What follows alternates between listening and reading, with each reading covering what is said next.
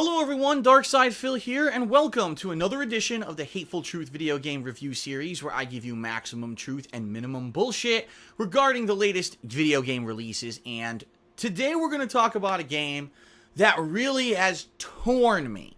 A game that at some times when I was playing it, I was like totally geeking out. I was in like, euphoria, because this in a lot of ways is the very best game that has ever been a tie-in with this franchise, with this property, with this IP. And I loved the game overall. But as a responsible reviewer, I actually have to compare this game to all the other games that have come out in 2015. And I have to be honest with you in this game review and tell you whether or not I think this game is good. And as a fan of this franchise, it's kind of a tough thing to do for me to man up and do that. Alright? Because I would love to tell you right now that Transformers Devastation for the PlayStation 4, which was made by Platinum Games, they're not on the front of the box for some reason, the same people who worked on Bayonetta, the same people who worked on Metal Gear Rising: Revengeance, the same people who worked on Vanquish, all games, by the way, which I really, really enjoyed, took this franchise, these characters, and combined them with the right kind of gameplay, the right kind of attention to detail, and the right kind of respect to put together ultimately what I would say is probably the truest iteration of a Transformers video game and the closest to what it would be if you were actually in a live action or interactive Transformers cartoon. Alright? Transformers Devastation from Platinum Games takes the entire cast of the G1 Transformers, throws them into this really fast-paced melee combat style game with open world exploration, incredible 60 frames per second visuals that are incredibly detailed and true to the level not only of the original cartoon series but of the animated movie, which was much more higher budget and looked a lot better than the standard cartoon series. It takes the subject matter seriously. It treats it with attention to detail. They even got a lot of the original voice cast of the original G1 Transformers to come out of basically the Transformers retirement to make this game. If you are a fan of the original Transformers, you are going to absolutely flip out in joy over Transformers Devastation, okay? But does that translate into a good game? And that's what we're about to investigate on The Hateful Truth. So, what is the plot of Transformers Devastation? Well, let's face it, in a nutshell, the plot of Transformers has always been that the Decepticons are dicks. But it's not always as simple as that. Let's go into a little bit more detail. In the case of Devastation, there's been this underground base or spaceship or something embedded under the crust of the Earth that all of a sudden starts tearing out of the Earth and attacking the upper world. Come to find out, this is some kind of an ancient Cybertronian ship, which is the parent race of the Decepticons and the Autobots, the two races of robots and Transformers. And apparently it's trying to convert the Earth to be habitable for Cybertronians, these robots, rather than humans. So it's tearing shit apart, and obviously it's attacking the humans. And so it's now the job of the Autobots to investigate, find out what's going on, and stop it. It's the job of the Decepticons to try to maybe help this thing. They don't know exactly what it is that's going on, but they want to help it along its way so they can terraform the whole world and make it basically a second Cybertron. That's the main plot of Transformers Devastation. It never really veers too much from that. You'll be fighting in overworld city areas, you'll be fighting in underground caves, you'll be fighting inside of this giant robot spaceship, but ultimately, the goal is to try to find out what is going on with the mystery of this ship and to stop the Decepticons from trying to destroy the planet by using this technology, okay? The gameplay of Transformers Devastation is a unique combination of gameplay from similar titles that Platinum Games has made. So, remember I mentioned Bayonetta, right? The gameplay of Transformers Devastation could be incredibly just paralleled with that of the combat of Bayonetta. You can play as any of 5 Autobots. You could start out, I believe, with only 1 or 2 at the beginning of the game, but then it opens up to more and more as the game progresses, which have melee combat abilities. There's a light attack and a heavy attack, and as you alternate your buttons, you can do different combos with them. If you complete a combo, there's a finisher attack, which allows you to transform into your vehicle, respectively, and do like a finishing move to the combo for whoever you're hitting. There's also the ability to dodge, which, again, very similar to Bayonetta. If you time a dodge at the last moment, the whole game slows down, and I'm going to call it, it's witch time. It's literally the slow-motion bullet time combat mechanic from Bayonetta is in Transformers Devastation. Here, they don't really call it anything. It's just like you dodge, and time will slow down so you can counterattack. There's also a special ability for every single Autobot where they're allowed to do a different thing. Every Autobot's different by pressing L1. Some Autobots will transform into a vehicle and do a special attack like Optimus. Other Autobots do different things like, I believe it was Sideswipe, who could teleport, okay? So there's all different unique abilities for each character you can control as well. And then there's a bar that builds up as you, play the game more and fight more. And I don't know if they're considered like a rage meter or whatever, but once you've done enough damage, it starts glowing, and if you press it in the 2 thumbsticks, you'll do a super-powered finisher move that kind of is like an area of effect explosion. That it's some of the biggest damage in the game is done by these finisher moves. You'll be in the middle of a fight, and it's really tough, and you're surrounded by guys, and then you build up your finisher, you do it, boom, insta-kill everyone. So they're pretty powerful. They don't happen too often, but when they do, they're very effective. Combined with that melee-style combat, there's also some gunplay. You get to carry 2 melee weapons and 2 guns throughout the course of Transformers Cybertron, no matter who you are controlling. And the guns vary from quick machine guns, rapid fire, to sniper rifles, to shotguns, typical stuff. One of the most interesting ones is actually the lock-on missile launcher, because there's some stages that'll force you to kill like snipers. You can just kill them with the missile launcher very quickly. So that's pretty much the combat gameplay. Now, there's also an exploration aspect to Transformers Devastation. You are in this big city as the Autobots, and you need to go through completing different objectives, chasing down Decepticons and fighting them when you run into them. But also, you're going to be looking for hidden power-ups. You're going to be trying to complete side missions and objectives to get better equipment. And that is actually an interesting mechanic of Transformers Devastation, is as you play, as you do better in combat, and as you complete these optional side missions that are spread throughout this open-world map, you will actually get loot. Yeah, guns and melee weapons. You can actually go to a customized menu where you can go and add them into each other. So kind of use weapon fusions to add different weapons abilities and carry them over from one weapon to another. There's loot in the game such as items that will upgrade your character's abilities and permanently increase their stats. So it's kind of interesting that there is kind of an RPG element to Transformers Devastation, although I'll be honest, it's a very basic one, it's a very light one, and I almost wish that there was further implementation, because I remember several times during the playthrough, I'm in this clunky menu where I'm trying to put one weapon into another, and you're trying to scroll through this whole screen of 100 weapons that you've gotten as loot, and you're like, man, this is frustrating, I wish this was more streamlined, like a modern RPG. It really does feel like you're kind of playing an RPG from, say, the middle to early 2000s, rather than a 2015 game in that respect. So, Transformers Devastation has 7 main gameplay chapters. Each chapter is several sets of mini missions. So there might be one combat set in this room. You kill all the Decepticons in the room. Mission 1 complete. You'll get a letter ranking.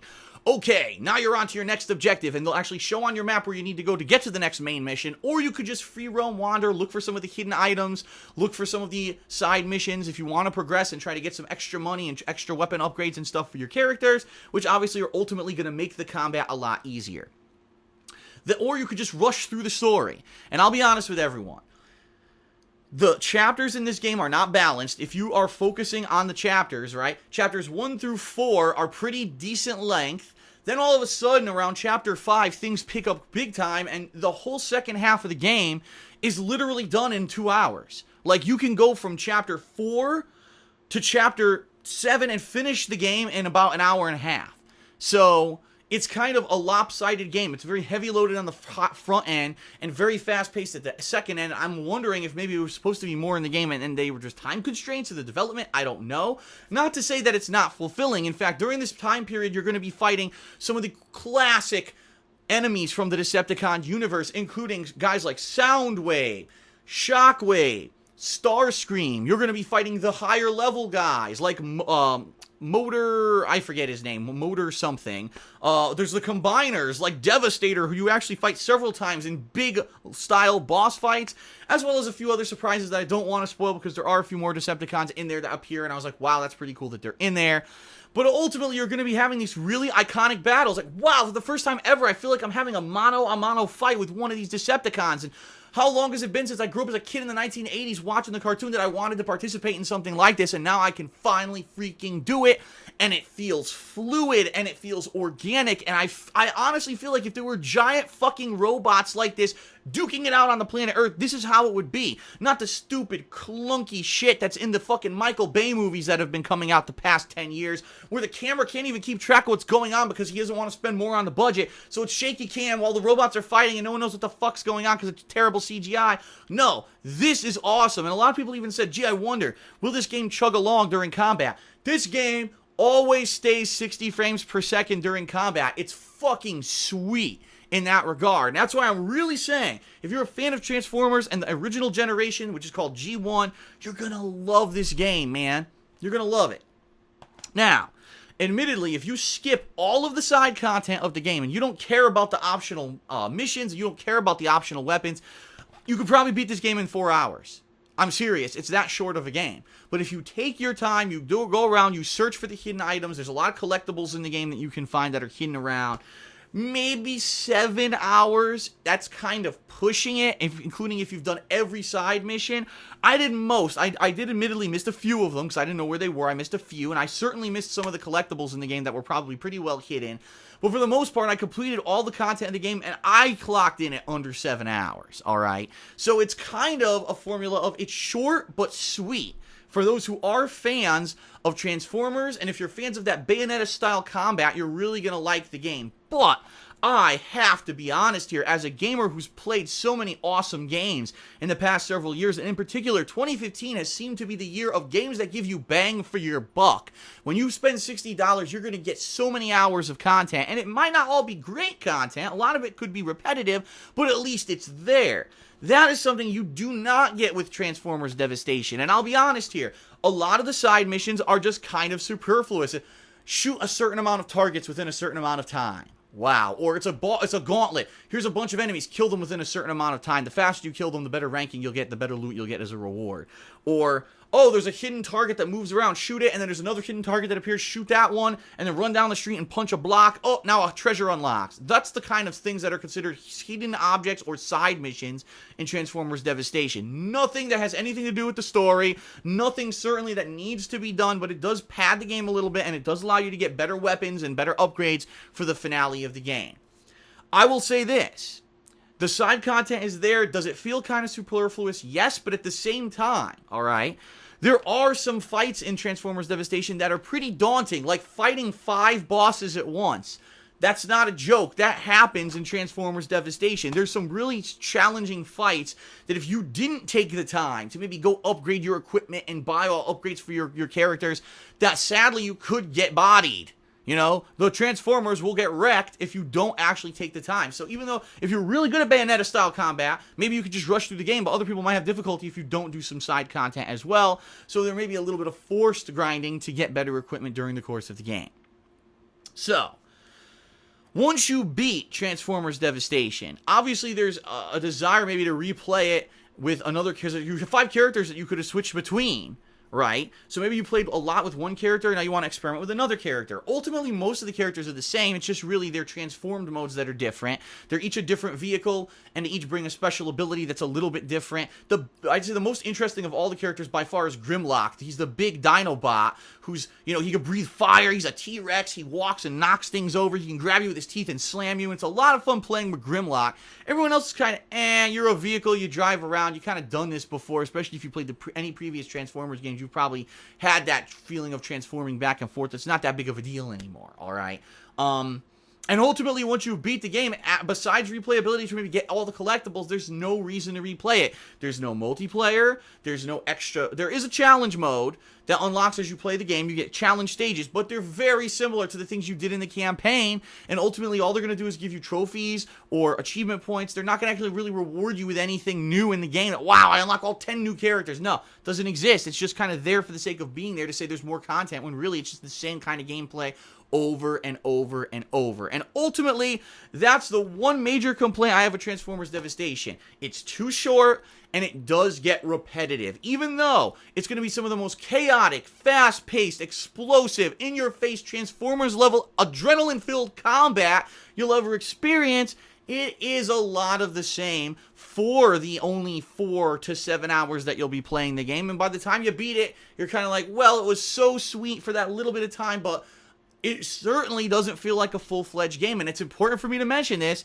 It is not a fully priced retail game. Transformers Devastation is actually going for $50 in the United States. It's not $60 like most full retail games. So, admittedly, I think that they realized when they made the game, this game doesn't have enough content that we can sell it at full price. But is the game, honestly, even worth $50? I find myself really hard-pressed to say yes with all the games that I played this year with so much content in them. In fact, I would almost have to say the only people who should be buying Transformers Devastation are the most hardcore fans of the Transformers, in particular those who like the G1 Transformers, because if you don't know anything about the G1 Transformers, you won't even recognize half the people in this game because they really haven't been prominent characters in the movies. So, really, this is a game for a niche audience from the 1980s, a niche audience of people who are going to put up with a shorter game and who've played Bayonetta before, and ultimately the question is that you? For me, the answer was yes, that's me. This is dead on a game aimed at me. But is it a game aimed at you? And that's an answer you have to give ultimately for yourself. So, all things considered, it's high quality, fast-paced action, great boss fights, awesome customization of the weapons, 5 characters to switch between, and there is side content if you want to do it. The graphics are gorgeous, never go below 60 frames per second on the PlayStation 4. All great positives. The negatives, it's far too short-lived, and it is repetitive. So, I have to weigh Transformers Devastation against all the other games this year, and also I am factoring in that the game is a little bit less expensive than a standard full retail game. And I'm going to be very honest, so I hope that people are ready. I'm going to give Transformers Devastation a 7.5 out of 10. 3/4. Not great, certainly, but not bad. And the only reason I'm saying that is because it's too short. If this game were double the length, if it had double the amount of characters, and maybe it had some multiplayer, which I'm so just wondering why was there no multiplayer when almost every other Transformers game in the past decade has had multiplayer. Obviously, we know it works. People liked it. I played the multiplayer of the other Transformers games and really liked it. I would have loved to do that with melee combat with other people. Sorry, the game falls short in those regards. I cannot give this game a recommendation to anyone who's not a hardcore G1 Transformers fan. And quite honestly, if you are, you might just want to give it a rental, because you will play this game a few times and be done with it. Even if you are a huge fan, you're probably not going to want to replay it more than just a couple times tops. Unlike so many other games this year that gave us 20, 30, 40 hours of gameplay for $60, this game tops is going to give you around 7 for $50. Way much of an inflated price tag. Maybe if this game was a $20 budget title, I'd say great, 10 out of 10, but I can't. Transformer fans must play. Whether you buy it or not is at your discretion. Must play the game if you're a G1 Transformers fan. You're going to have such a fucking blast just like I did. But for everyone else, it's just an action game that's far too short, even though it is well executed and looks great. It really isn't doing anything original. In fact, the gameplay is ripped straight out of Bayonetta. And it's kind of a shame that I feel this game had a lot more potential if it had extra modes, if it had more content, and simply because it is scarce on the content, it's not as good of a game as it should have been, and I've got to give it a 7.5 out of 10. So there you have it, a game that I'm actually a huge fan of, and just being an objective reviewer, I have to give it a 7.5 out of 10. I'm not going to go all fanboyish like some other people and say it's a perfect game 10 out of 10. I'm just not going to do it. I have to do what I feel is right and what I truly feel about the game. All right. That is it for the Hateful Truth review of Transformers Devastation. I hope you enjoyed it, and I hope that you feel I gave you maximum truth and minimum bullshit regarding this game release. I'll see you next time for another episode. Peace out, everyone. Until then, stay safe. Until all are one, and they remake this game with twice as much content, I think it's time to put Transformers back on the shelf for a little bit. Peace out, everyone. See you next time. Alright, so the game wants me to do some ranged combat.